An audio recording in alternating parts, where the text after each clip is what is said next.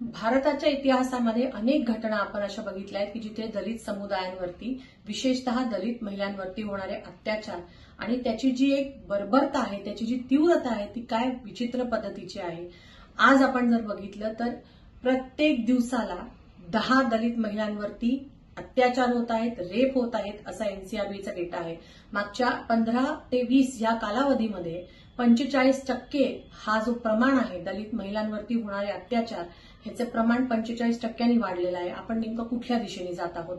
आज सकाळीच एक बातमी कानावर पडली, अयोध्येसारख्या एका शहरामध्ये एका दलित युवतीवरती अत्याचार करण्यात आला, तिला तिथे विचित्र पद्धतीने मारण्यात आलं, तिचे डोळे फोडले गेले, तिचे हातपाय तोडले गेले आणि तिच्या गुप्तांगांमध्ये दांड खुपसलं गेलं। हा कुठल्या प्रकारचा अत्याचार आहे? हे काय चाललंय आपल्या देशामध्ये?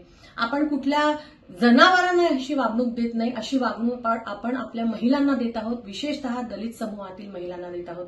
काय अपेक्षा करावी आपण ह्या उत्तर प्रदेश सारख्या एका प्रदेशाकडून की जिथे वारंवार असे अत्याचार होत आहेत? हातराच आपण बघितला आणि आज अयोध्येमध्ये असा प्रकार घडत आहे।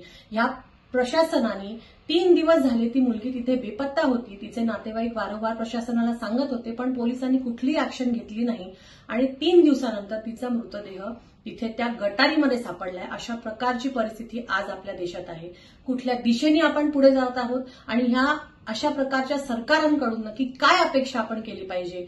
आज मला आठवतं की बाबासाहेब आंबेडकरांचं एक वाक्य आहे, 1931 साली गांधीजी आणि बाबासाहेबांमध्ये एक डायलॉग झाला आणि त्या डायलॉगमध्ये बाबासाहेबांनी हे वाक्य उच्चारलं होतं की माय कम्युनिटी, माझ्या समुदायाला जन्मभूमी नाही, मातृभूमी नाही, we have no motherland, we have no homeland.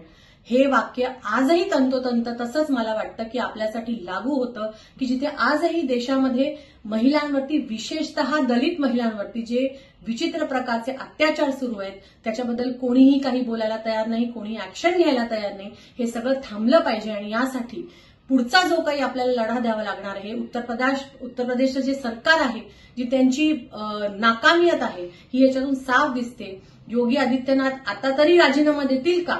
खरं तर हे बघायची गरज आहे। धन्यवाद।